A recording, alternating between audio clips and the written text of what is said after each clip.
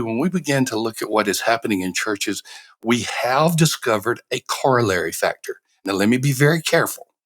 Corollary factor is not causation. Churches that have at least 3 outwardly focused events on their calendar in a year are the churches that are growing and reaching Gen Z.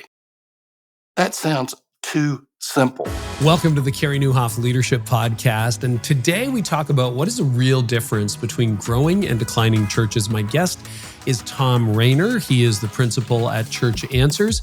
We also talk about the anxious generation. So wherever you're watching, be sure to subscribe, follow, and leave a comment to join the conversation. Now let's dive into my interview with Thom Rainer. Thom, it's good to have you back. Welcome. It's good to be back, Carey. I don't know how far back we go, but I am grateful for the long relationship we've had and for the time we've had in speaking engagements and podcasts, writing, whatever the case may be. You're one of my heroes out there. And well, likewise. I remember meeting at Rocketown Records back in the day, or the Rocketown venue in Nashville, and those great events we used to do. And I'm just so grateful for you and your voice. So thank you. Thank you, Carey. Well, you know, it's pretty cool. You and I have been around for a minute, and for the first time in my memory, we're seeing evidence, statistical evidence, that the historic decline in the church is starting to reverse a little bit. I did not think I would see this, Carey. I didn't either. If you I'm go back to some of my predictions and projections, and you deem that I'm a prophet, you have full privilege to stone me to death, because I got a lot of these wrong. And I thought the trajectory we were on, and we can talk about the nuns and those factors as well, but I thought the trajectory we were on was a sustained trajectory. I thought we were headed toward the European model, if you will. And me too. I blinked my eye and things have changed. And to say I'm blown away is an understatement. To say I was wrong is an understatement as well. I am grateful I was wrong, and I'm grateful for what I'm seeing God doing. Yeah, I'm in the same boat because, in Canada, we had seen a steady decline, and that's what we were seeing in the U.S. So you kind of thought, well, this is just where we're going. And I would have said, yeah, we would end up eventually, if it wasn't turned around, like Europe. And yet, you're starting with Asbury, there have been a couple of stirrings, but often, like, for example, I got this question. It's like, aren't millennials all returning to traditional mainline churches, because they like liturgy? And I'm sure we all know one millennial who has done that, right? Yes. But anecdotes don't trends make. And maybe you have the data. I've never been able to find data to show that is statistically significant. Burge has that data, and guess what? You're right. I've seen his stuff on mainline decline just continues and I was talking to an old seminary prof last night, ran into him at dinner, just out of the blue. I'm like, wait a minute, that looks like, and he's like, hey, that looks like it's been 30 years. Wow. But he was just talking about declining enrollment at my alma mater and how they're having to pivot in the mainline church. But yeah, it's funny because often we think if we know somebody, we see a trend. But the cool thing about 2025 is there is actual statistical data that I was just talking to David Kinnaman today before I talked to you. Brilliant. And yeah, brilliant. But women are now leaving the church faster than men, and men are attending the church at a greater rate than women. He's like, we have 40 years of data on this at Barna. This has never happened. Never happened. And it's all coming out at once in 2025. So it's interesting. What do you think is going on? From the male-female perspective, just the gender issue, my honest answer is I cannot explain it. I don't have a demographic, sociographic, or even a spiritual answer to that. Some of the other things I think we can see, particularly when we start talking about the millennials and where they are, and then move forward to Gen Z and maybe even Gen Alpha.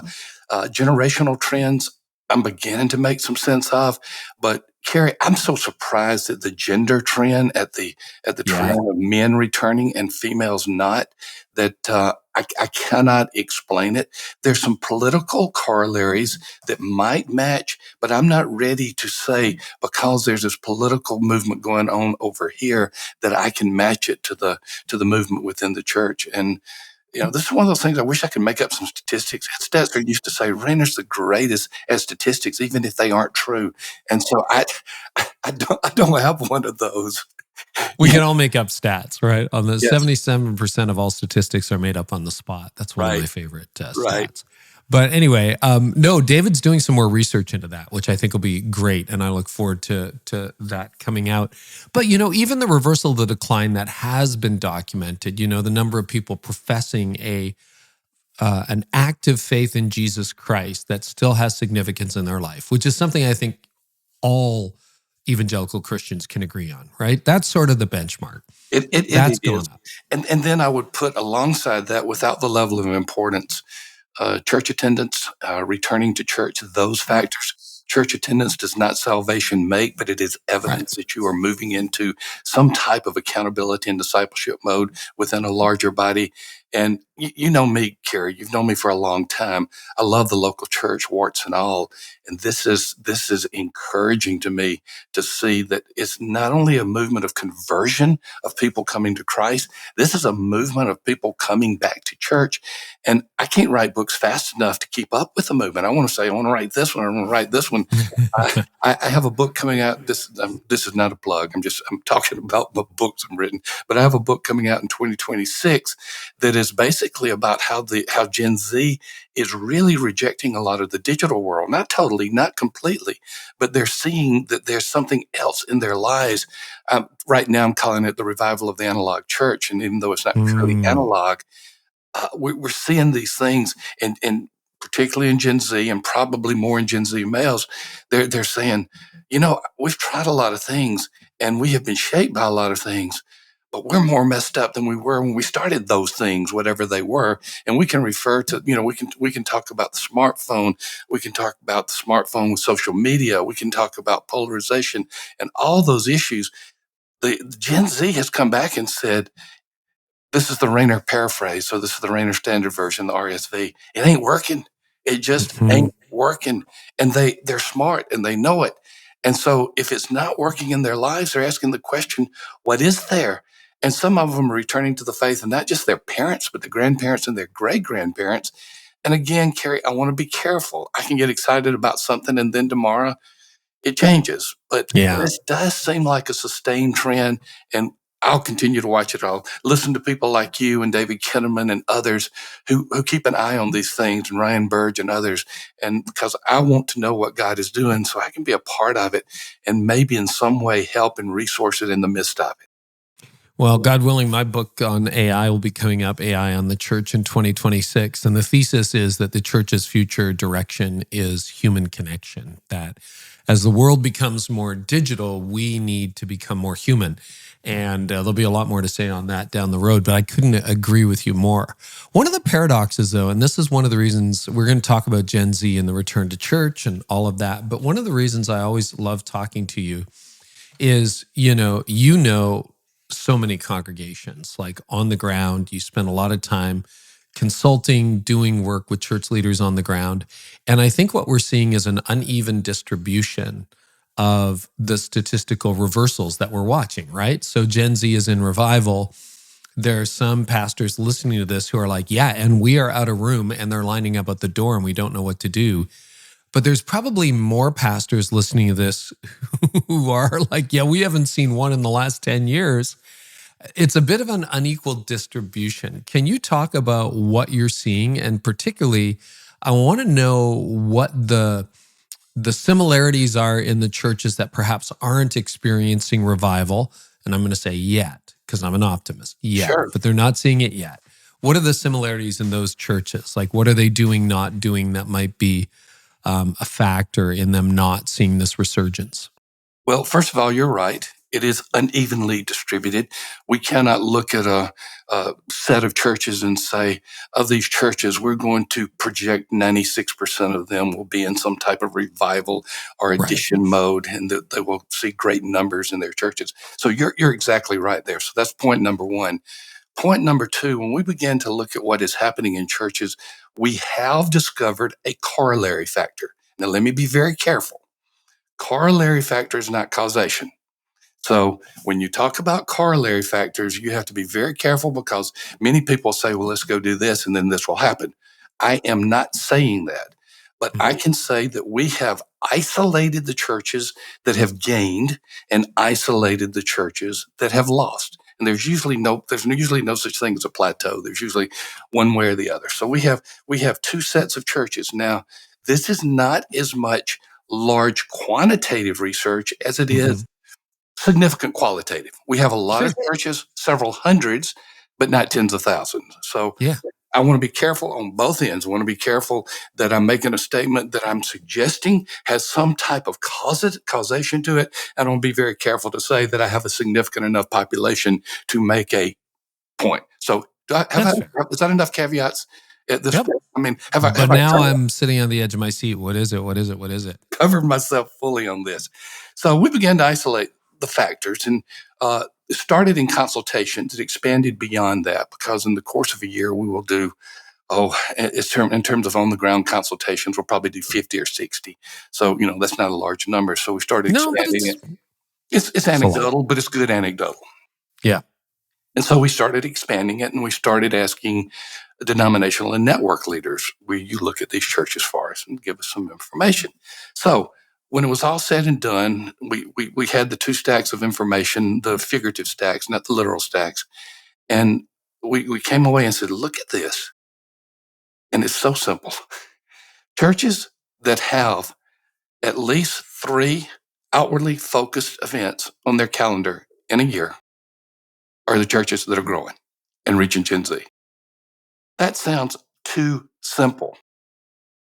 There's some people who will hear that, and maybe even Carey Nieuwhof hears this and said, Thom, let's get this a little more exciting.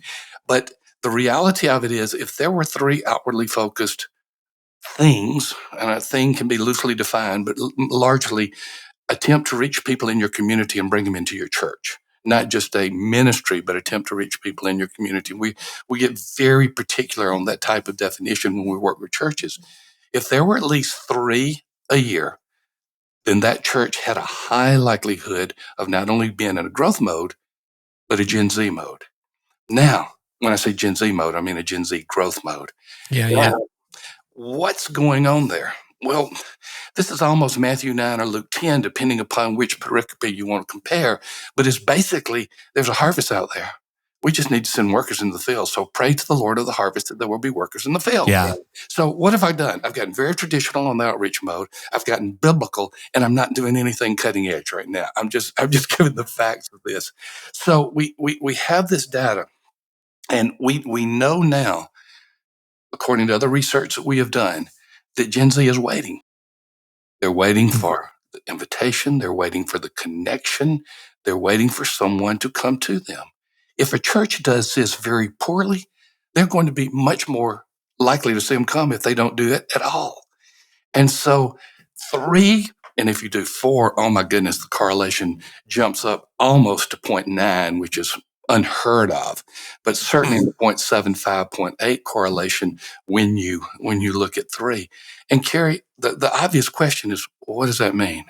What are those corollary things that you are doing? Well, it could be just this time where you're going to invite a lot of people on a particular day. We used to call them high attendance days, or what did Elmer Towns call them back in the day? Elmer Towns, there's a name I haven't heard in a minute. Friend days. Friend days. Yeah, bring a friend day. We have Invite Your One at Church Answers. And it's just a day where you get everybody thinking about inviting someone else. So that would be one example. Another example is, what are we doing to change the culture of the church? Are we sending the church through a culture of prayer and evangelism where they're constantly asking themselves the question? There are ways that you can put that on the calendar where you see a church transformed in that methodology. It could be something like sports ministry, like Upward. And Upward is seeing some of its most significant growth. Wow. Is it because they're a great company?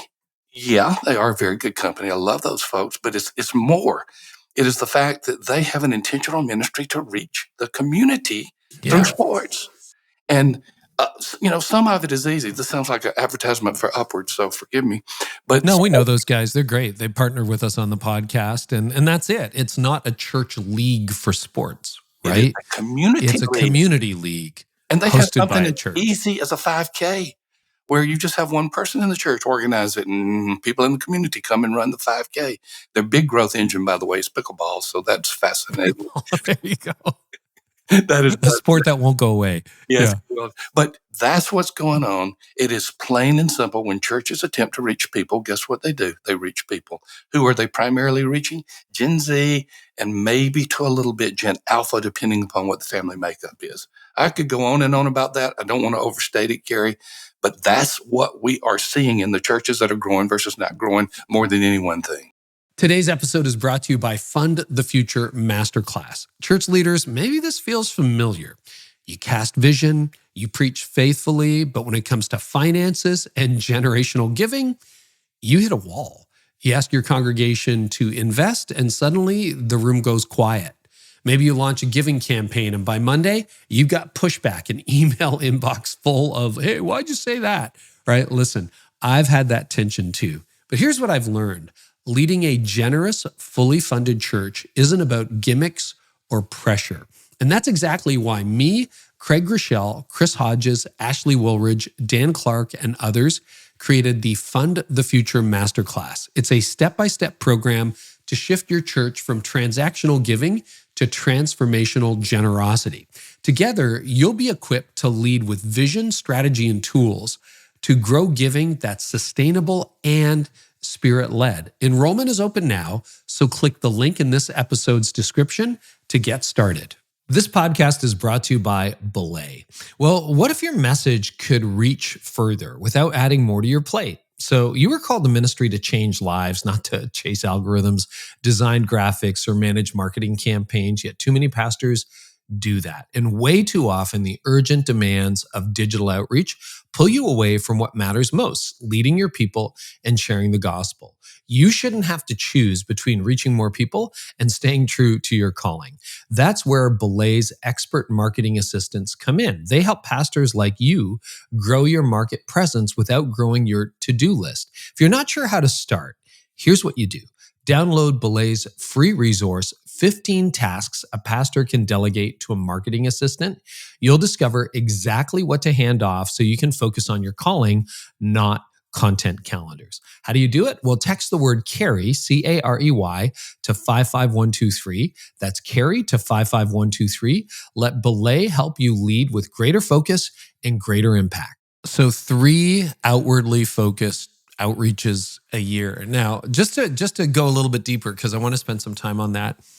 Some people would say, well, isn't every Sunday Invite a Friend Sunday? I mean, that's definitely the culture we try to create. And we are, fortunate to see new people. I remember, it's really interesting. I remember the last Sunday in Connexus Church, and it's different incarnations. It's only 18 years old, but 30 years now of ministry in the same place with the same people. Just the name changed and we kind of replanted. But I remember the last Sunday where I looked out, we were in a school auditorium, elementary school, so it was small, and I knew everybody in the room. And I knew the names of everybody, and there were maybe 150, 200 people present, but I'm like, oh, or maybe it was 300 at the time. I know everybody here, darn.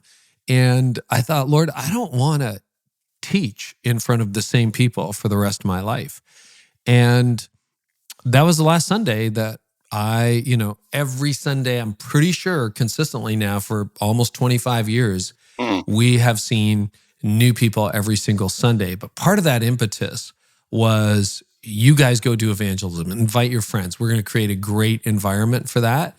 And currently we're in an explosive period of that. Is that enough, to have a mindset, or do you have to have additional events on top of that? I would say that you would be the outlier, and it's not enough for most churches. So got it. We're dealing with 400. Why? Because it's not really about invite your friends, or we don't have any friends, or what is that about? Well, what that means is that your church has created a culture that's sustainable, and many churches are not near that point. And that's fair. Just to tell them to go out and invite. Now, forgive me with all these correlative factors because they can be boring and they can be wrong, both and. So here's some more of our non-verified facts, but close enough that I feel pretty good about it. Mm-hmm. If you invite someone to church, if a church member invites someone to church, about 15% will show up within a 6-month period. That's rough, okay? That's we're actually asking people who have come 85% strikeout rate. 85% strike, but a 16%. You invite 200 and you're going to get what? 16% of 200, 32. 32.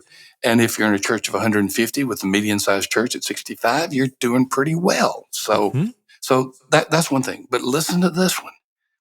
When someone invites someone to church and asks them to go for coffee or a meal afterwards or before, either one, the number jumps up to almost 80%. Wow. I didn't know that. The relationship has been developed. I only go to church where my sons are pastor. I stopped preaching and the world was so much better for it. I mean, to carry on a scale of 1 to 10, my preaching ability did not hit 0. I strove for -2, but I am a terrible preacher. And when I got out of that world and when I was at Lifeway, I was preaching at other churches every week, not because I was a great preacher, just because they wanted me in my position there. So what I love is every Sunday, I'm either at my son Jess's church in the Nashville area, or on rare occasions, my son Sam in the Sarasota-Bradenton area. So yesterday, and I just love doing that. That's almost all I do.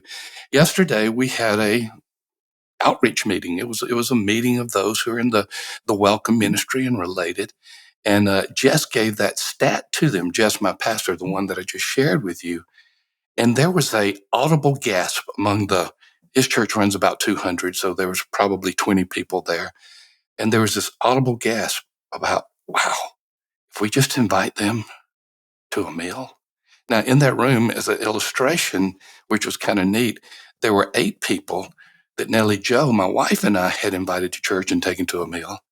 And I said, how many of you came to church after we took you to a meal? So almost half of those who are now in the welcome ministry were affected by that. So that's all anecdotal, but it's growing anecdotes. The relationship time to the invite. So a couple of things. For years, we don't do it anymore, use Vacation Bible Camp. Would that be an example of something if you really, not to be the church daycare circuit, that's why we ultimately shut it down, is we just became Christian daycare for free for Christians. But in the early days, it was really effective at outreach. You know, our average members were in their 70s, 60s. You know, I was 30, just starting out. And it's like, there's a lot of young families around here. Let's go reach them. And they showed up. And then they stuck around. And, you know, some of those kids are still now adults in their 30s and 40s who are part of our ministry today. Would that be an example of an outreach event? It is. And any kind of outreach event has to have attached to it intentionality. It cannot just be an event that the church does and the people sit back and watch. They have to be involved, inviting their friends. They have to be involved. It shouldn't be Christian daycare for the summer, right? Oh, yeah, absolutely. They're going to be, especially the Baptists, they're going to show up for anything that's free for their kids. But yeah, it needs to be highly intentional to those who are not in church. Yeah. The other one that's really helping us right now, we ran it 20 years ago and then it was on ice for a while, but now it's back for the last 3 or 4 years. It's just been huge in generating the growth we're seeing as Alpha. And it's Christians inviting non-Christians. I've got to do more research on that. I always, for many years, saw Alpha as this mainland thing that's kind of transporting to the U.S., maybe through the Anglican world, whatever the case may be. And I'm hearing some of the same things you're talking about, Alpha. Yeah, it's amazing. I mean, I know Nikki. You should get to know Nikki. I can always introduce you guys, but Nikki Gumbel pioneered it. And I mean, it did come out of the mainline tradition, but it's on fire with the Holy Spirit and thoroughly biblical. And it's probably more effective everywhere in the world than in the US, and only because people in the United States don't know it. It hasn't really penetrated non-denominational world yet, but we're non-denominational. We're seeing huge results with it. But basically, It's an introduction to Christianity centered around a meal. Mm-hmm. And you're only allowed to come if you're bringing an unchurched friend. And we have seen just powerful conversion stories, baptisms. And I've got to get more on board with Alpha and find out what they're doing, because we do a lot of work with an incipient organization called Global Methodists. They came out of the United Methodist movement, but they're growing rapidly. A lot of the growth is coming from the closure of the Methodist churches to becoming Global Methodists. But I keep on hearing that from my Global Methodist friends. Yeah. Hey, if y'all, do you know anything about Alpha? Well, no. I mean, my dominant spiritual gift is stupidity, and I haven't pursued this, and I really want to pursue it. Oh, that's great. Well, listen, we'll connect out offline when we're wrapped up, and I'll see if we can make some introductions, Thom, because I've just seen God use it again and again, and the spirit I see behind the leadership at Alpha just is humbling. If we can have a little bit more of that in the church, I think we're all going to be a whole lot better. Okay, so you give me an idea. It has to be intentional, has to involve your members. It can't just be, hey, next Sunday's Outreach Sunday. See you then. People have to do something.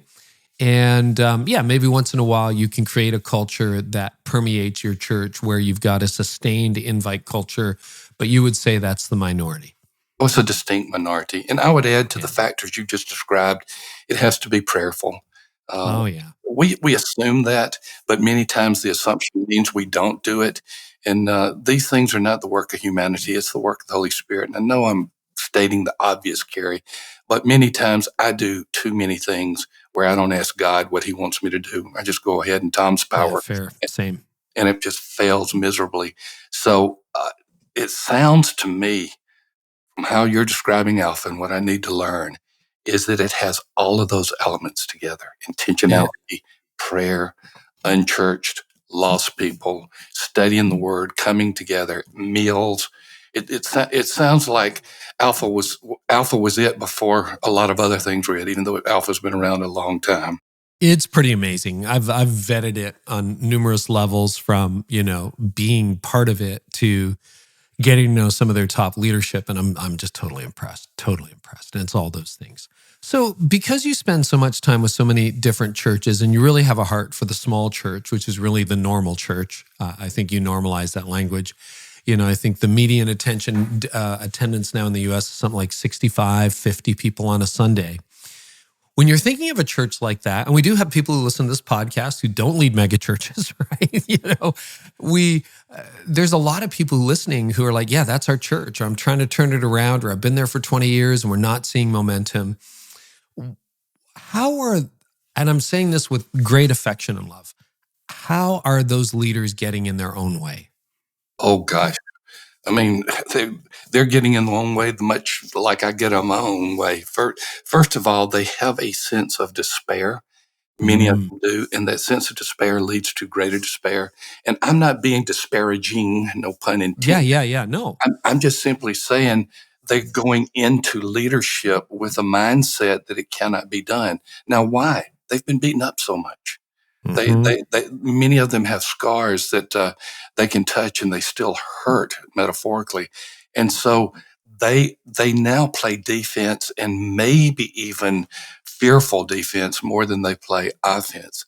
Secondly, they get so busy doing some things, they do not do the main thing.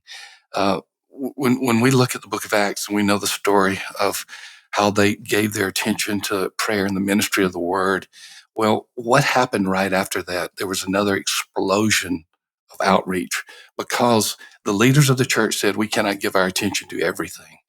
And many of these small church pastors, many pastors, period. I'm not going to just blow it all on the small church, but many pastors, period.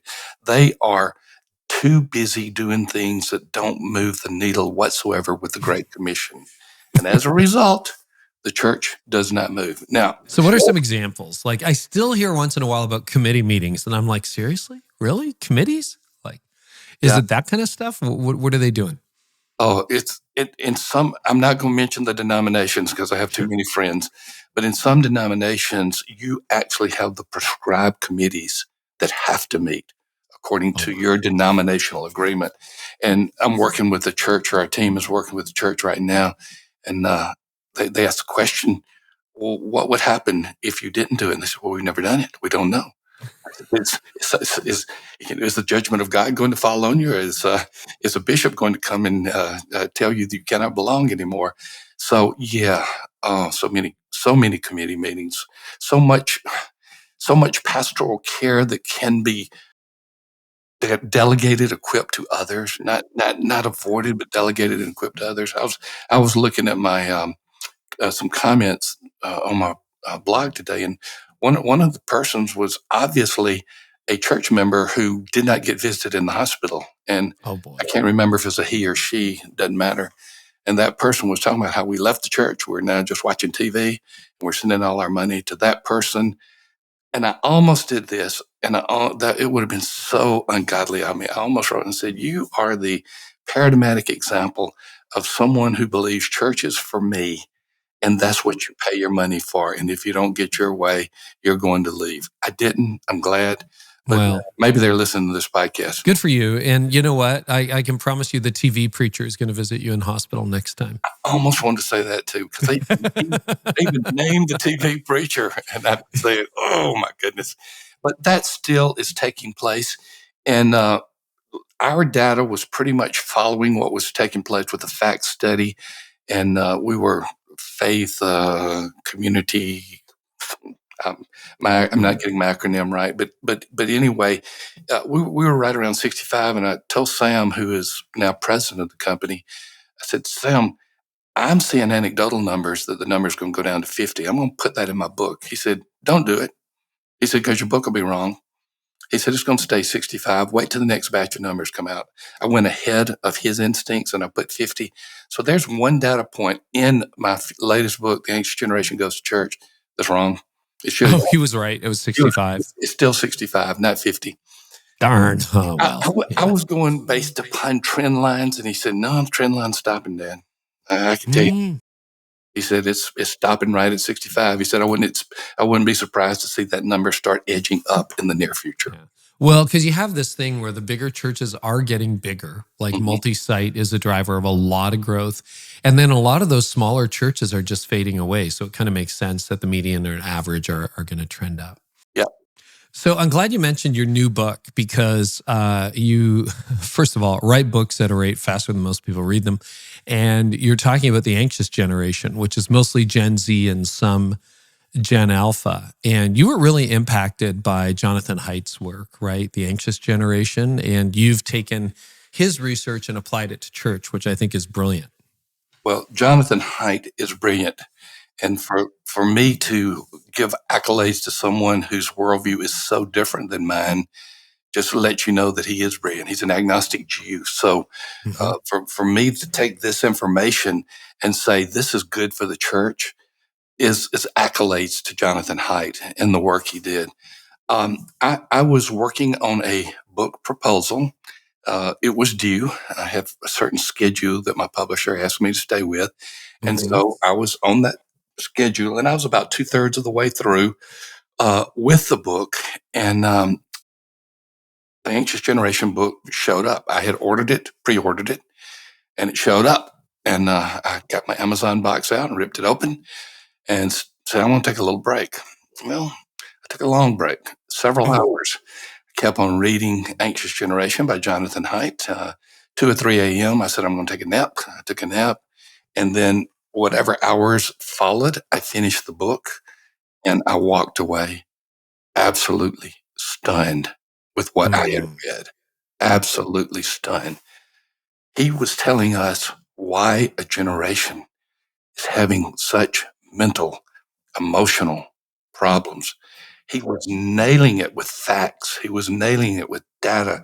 He was nailing it with truth that's sometimes hard to take. And he didn't just leave it there. He said, "Okay, here's the problem. Solution on paper is pretty easy." And then I extended that. We can talk about that solution. Of course, a lot of people know what that is. But I extended that and I said, what happens when the anxious generation, primarily Gen Z, some Gen Alpha, what happens when they go to church? And so Sam and I did research that began to trace that and to ask those type of subjective questions. What happens when you go to church? And the thesis of the book is this: Christ working through his people in the church is the healthiest thing that can happen to a young person who is struggling, period. And you know how pro-church I am too. I'm talking about local church, not just universal church. And so, is there observational bias there? I don't think so, because even Haidt and some like Elon Musk are hinting that they want the church to get stronger because the nation's not going to get stronger. The world's not going to get stronger unless the church. Yeah, there's a secular mourning for the loss of church that I've been picking Christian up. mourning at times. But they're like, hey, we need the church. Like, this is not good. I'm not a Christian, but it's not good that the church has gone away. They need us to be vibrant. And that's why Elon Musk declared that he was a cultural Christian. Yeah. I'm not so sure the noun is right, Elon, but I understand what you're saying.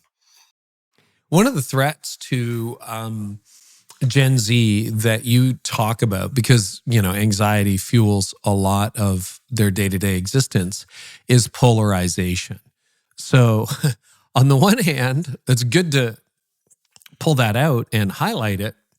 On the other hand, I don't think we've ever been more polarized as a culture, and the church is not exempt from that. I mean, you look at what's happening in the church right now as we record this, and everything is polarized. I mean, it doesn't matter what comes out of Washington, what happens in a municipality. There's a red side and a blue side. And the church is actually leading that charge. I'd love your commentary on that, Thom. What are you seeing, and what's the danger? There's great danger, because polarization is not the biblical way. To be one in Christ is the way of the Bible, and so it is very dangerous. What Haidt discovered, and I'll get to your question directly, Carey, but what Haidt discovered was that polarization was part of the problem that was taking place with Gen Z, with the anxious generation, through their smartphones. So on the one hand, we have red and blue. We have these national issues going on. We have divided nation, divided countries, divided families. The issues, it's almost like you can say one thing and someone's going to say another one, and then we're going to have a fight. And what is really, really disheartening is to see some people say, well, my pastor didn't mention X issue, this cultural issue, in the sermon this week, so I'm leaving because he's not where it should be. Well, what happened to Gen Z, they've got all of this external polarization taking place that you articulated very well. And then you have this fourfold threat that's really foundational with the internet, just the ability to be anywhere at any time. And then from the internet comes the smartphone, and you now have the entire internet in your pocket. And then from that comes social media that was added to it. And social media then starts bringing on this polarization. How? By the algorithms. Look, Carey, if you went to my YouTube channel, you would find out I'm a political nut. Not necessarily red or blue. It's just I cannot get enough of both sides of finding that. So my YouTube would be filled with politics and with Alabama football. And only one will survive into eternity. You know that, right? I know that. Yeah. But what was happening with these young people is they're on their phones, and the hours and the things that were taking place, and they're being fed one point of view, which is their confirmation bias. They're being fed through the algorithms, and that is putting them in a group, and that group is opposed to something or someone all the time. So all the things that were happening on social media, on the smartphone, when we see young people or old people like me, and they've got this phone in front of their face. For YouTube viewers, for those who are listening to this, I got a phone in front of my face. The new iPhone Air, very, very brand new. So they are being fed polarization. They're being trained in polarization. Add to that political issues, financial issues, geopolitical issues, all of the things that are taking place now. And we have a divided world. And yes, we have many divided churches. Now, I will say this. Among those divided churches, there's some pretty sharp pastors that I think are listening to the Holy Spirit more than the whims of society and culture. And they are understanding that they have to make certain that they don't bring that polarization into their church. They can have conviction, they can have certainty, they can have biblical certitude, but don't bring that polarization into the church. I'm going to ask you to name names, and we can cut this out if you're not comfortable, but who are some of the pastors that you think are doing a great job of being biblically clear but resisting the polarization tendencies? In the large church, I would say J.D. Greer. He's coming on the show soon. He's got a new book about transcending the culture wars. I'm like, you had me at the title. I did not know that, but you can listen to JD, and you can pretty much know that he's there. Southeast Christian, Kyle Eidelman. Mm-hmm. Yeah, he would be another one that just, again, being a larger church. Now you want to go to smaller churches.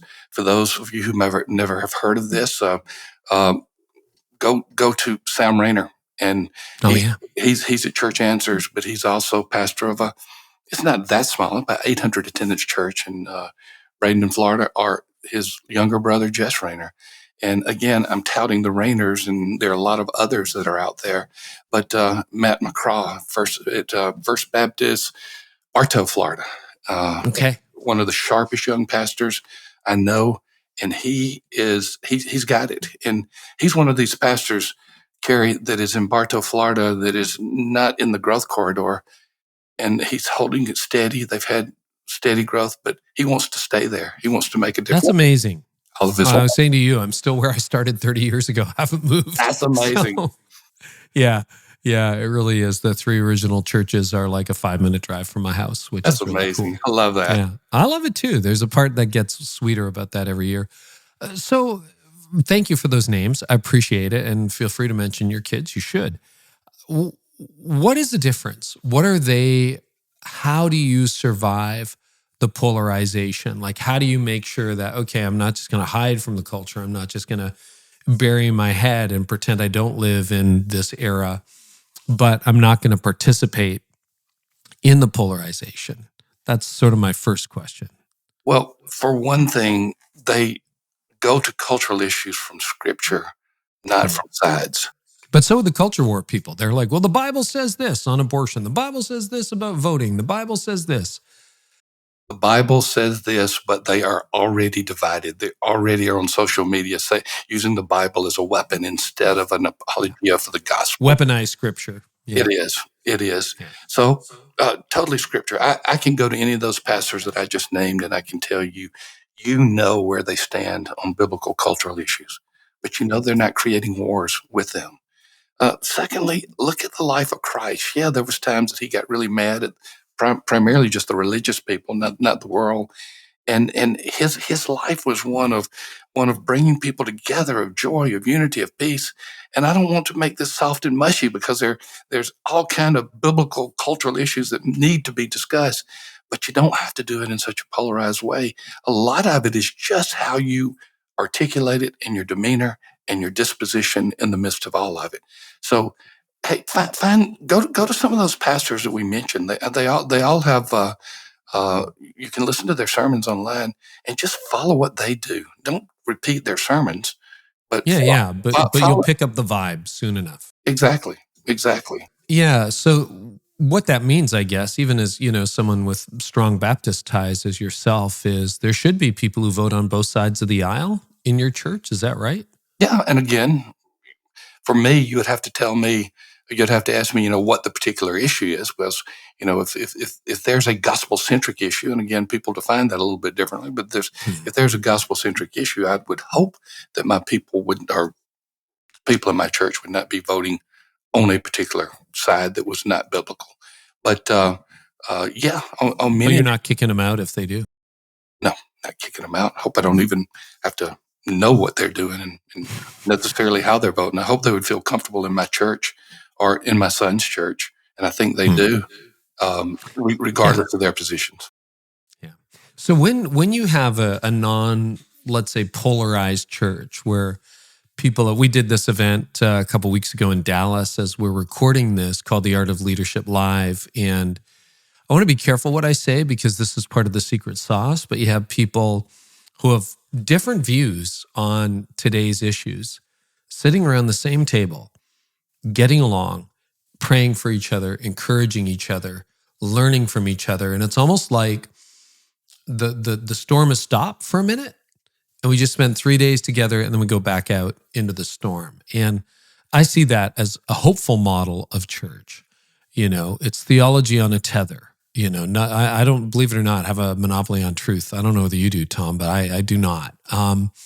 And so there's kind of extremes where it's like, I'm not sure that's Christianity. No, that's definitely not Christianity. But there's a little more play in the system than perhaps we give it credit for. And when you have that kind of environment in your church, what does that do, according to your research and study, to Generation Z? Well, Generation Z will want to see that you love them. That sounds trite. Mm-hmm. That sounds simplistic. But if you're focused on hotbed culture, hot button cultural issues, and not on caring for them and loving them, your focus is going to be off, and they will know it. They will know whether or not you care or whether or not you care more about an issue than the person. And Carey, what you described is precisely it. You had people come together in person, and you had people pray for each other.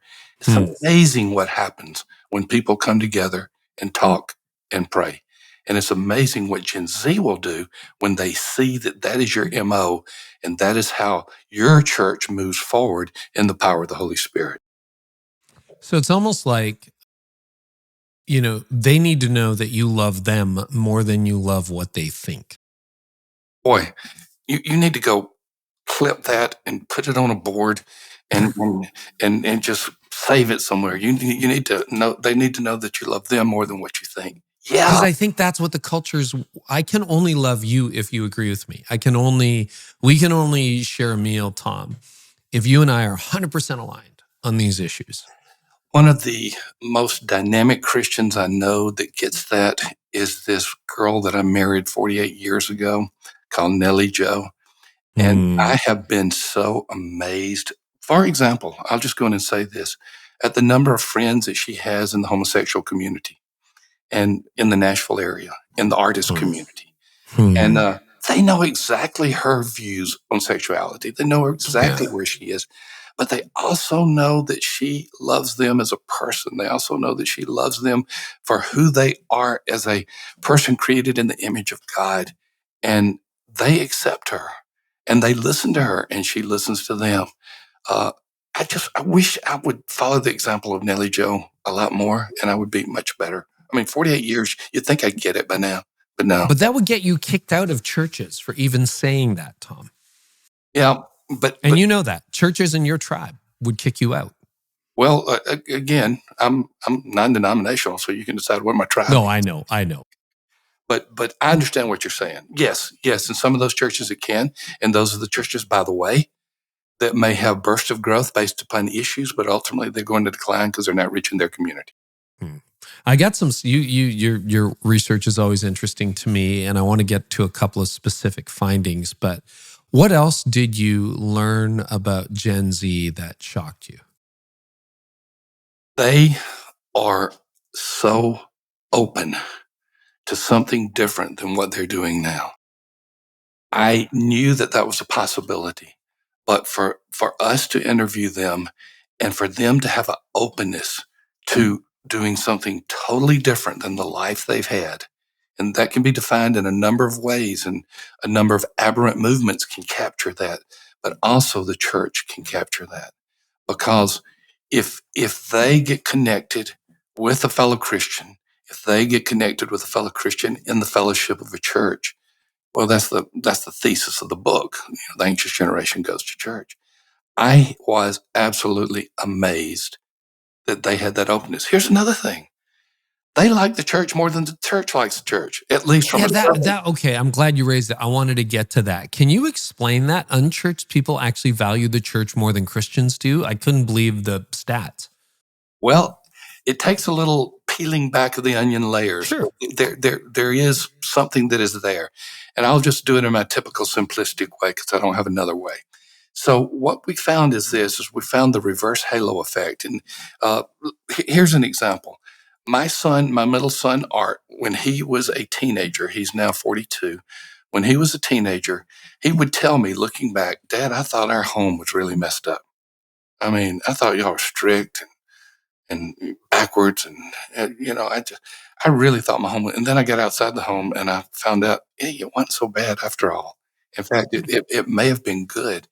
What happens is the reverse halo effect is church members see their own churches or perhaps their perception of their own church and other churches. And that close up view can cause a negativity more quickly than someone with an open outside view. And where we are right now is we got members who are more critical of the church than those who are on the outside. There's a danger there too. And the danger is you don't think enough of what God is doing in your church to invite people because you are ashamed of your church. That's the extreme, but it does happen again and again. But we call it the reverse halo. You are within the church and you see the negative and not the positive. Those on the outside aren't seeing as much negative as you are. Right. So they may actually be open to attending your church than you would be to inviting them. Boy, wait, get your producer out, Carey. Just start capturing all these things. Can we scroll it on the bottom of the screen as you say? No, your research is fascinating, and it's really got me like thinking about that because I think that's true, right? And some of that is, your parents didn't go to church. If you're 18 or 20, your parents didn't go to church. Your grandparents kind of did, but it was quaint. So you don't have I had a terrible church experience that so many millennials and Gen X did when they were growing up. And then they kind of left. But now we're a couple generations down the road and they're pretty open. Okay, more research. This is just interesting because I'm a nerd on this stuff. A typical church, you say, loses 32 in attendance for every 100 attenders a year.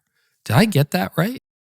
You got that right. A third of your church just disappears every year without you doing anything? What does that actually mean? Can you explain that? A third of your church doesn't necessarily disappear. They just stop attending or disappear, one of the two. Right. But they could move out, or obviously people die, or, somebody gets mad at you and goes and starts watching TV preachers. It's that kind of attrition we're talking about. Yeah, and it's four factors. One is death, one is moving to another church within your community, and one is moving outside of your community. And then the fourth one is the big one, and that's attendance frequency. If you have a church of 100 people and they attend every Sunday, presuming that's your worship day, your attendance is 100. You take that same group of people and they attend every other Sunday, your attendance is 50. And you haven't lost a person on the roll, if you have a roll, but you haven't lost a person that identifies with your church. What has happened is the frequency of attendance is the number one factor in church decline. Thom Rainer began to see this 15 years ago, started telling people about it, and most people weren't listening to him, including me.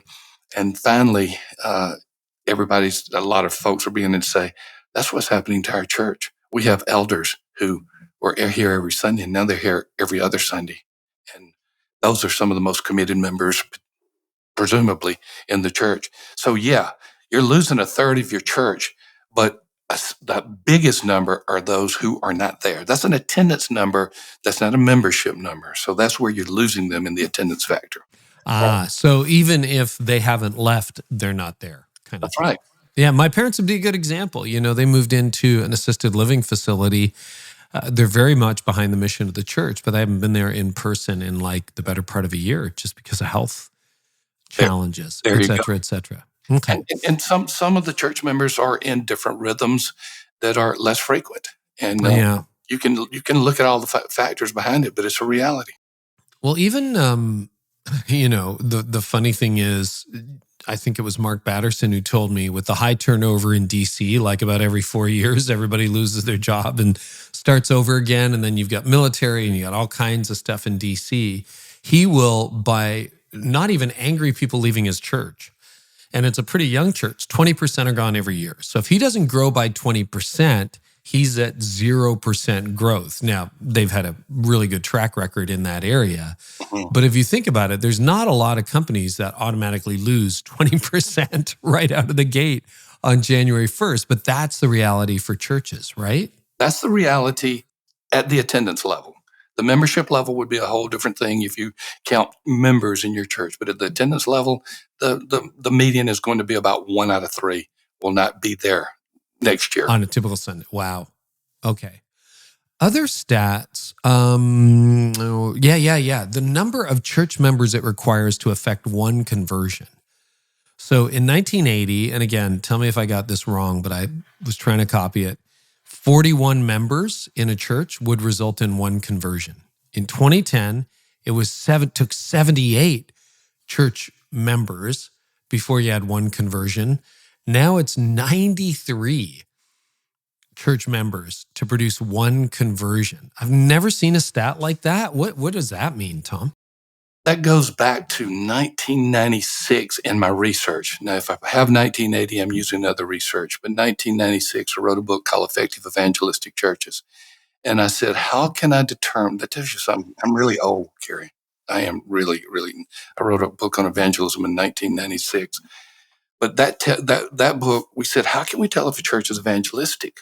Well, can we count conversions? However that is, baptisms, professions of faith, whatever number we're using, can we? Yeah, but how effective is it? Well, let's look at it relative to members. How many members per baptism are there? Or maybe ask it colloquially, how many people in our church does it take to reach one person for Christ in a year? I don't like the number as much as I used to. Well, let me put it this way. I never liked it because it was going up, but I don't use that number as much as I used to, even though it's in the book, because membership is not as a meaningful number as attendance these days. Yeah. And I'm working more and more on conversions to attendance. But just as an example, it used to take a few decades ago, 40 church members a year to reach one person for Christ. That's not very good. That means if you're in a church of 80, you'll reach 2 people. Yeah. Mostly is the undercurrent underneath these stats, and I want you to finish your thought, because most people are just sitting back, relaxing, enjoying the flight, not inviting their friends. Not inviting their friends and not being intentional about being unashamed of the gospel. Yeah. Being unashamed of the gospel does not mean that you're going to get in someone's face, offend them, except for the gospel itself. It is a lot less threatening to the unchurched, it being the sharing of our faith, than it is to the person who's receiving the sharing of their faith. Yeah, that's fair. Wow. And so now it takes, more than double. And is that just because we've gotten more lethargic and less evangelical or evangelistic? Yeah, that's the simple explanation. We are much less evangelistic than we were many years ago. Now, here's another part of it. Many churches have redefined evangelism in a way that doesn't reach people for Christ. What does that mean? Well, let's just look at it. We were working with a church that had an incredible ministry in their community, and it included food, it included clothes, it included a lot of other things than the typical ministry with clothes and food. And we said, well, how many people are y'all reaching for Christ with this? And the answer was none. Well, they were expending resources, connecting with people. Could they have reached people for Christ? Somewhat. There were socioeconomic differences, but somewhat they could have. There was no intentionality there. But they were satisfied that their ministry, which was on a human needs level, was also evangelism, which was on an eternal need, but there was no intentionality. Get Christ into the picture. A lot of churches have ministries that they think are evangelistic, but they are not. I'm working with an entire denomination that is trying to reverse that mindset right now. Right. We did something good in the community. I don't know why people aren't coming to Jesus. I asked another church a year and a half ago in a consultation, what is your most evangelistic ministry? Well, they had this big community event that included barbecues and just so many things going on. And they had hundreds upon hundreds upon hundreds, and they had 0 who came to the church, much less became followers of Christ. I get that question a lot from church leaders who will say, yeah, we do this big outreach event. We do something in the park, picnic in the park, or we do, a concert, or we do something for the community, a fun fair, you name it, but it results in zero growth. Why is that a pattern? What are they missing? They're missing intentionality. One of the ways you're going to reach people with the gospel is to tell them about the gospel. They're missing prayer. In fact, they're not praying for the lost in those events. They're missing training. They're not telling people what this event should be doing and why they should be doing it. And the sum of all of this is they're trying to have an evangelistic event without evangelism. That's well said. Well said. But I'm not going to get the scroll going across on that one. It's just not as profound as some of your. I like that. Last words, Thom. Anything else on Gen Z that we really need to be paying attention to if we want to see the church reach the next generation? I will give a story, and maybe it will communicate the right answer to this. There was a church. Our team was not working in a consultative relationship. I would hear about it. There was a church where the median age was 74. Ooh. And the average attendance was 28, median attendance. So small church, low church. Yeah. They asked the question, can we even keep the doors open? Because we're not reaching people and we're getting older, we're dying off. Let me tell you the rest of the story. 1 year later, the church had 150 and the median age was in the 20s. Wow. What happened? One lady said, do we really think the power of Christ is not available for us today? How can we reach young people? And so she said, you know what?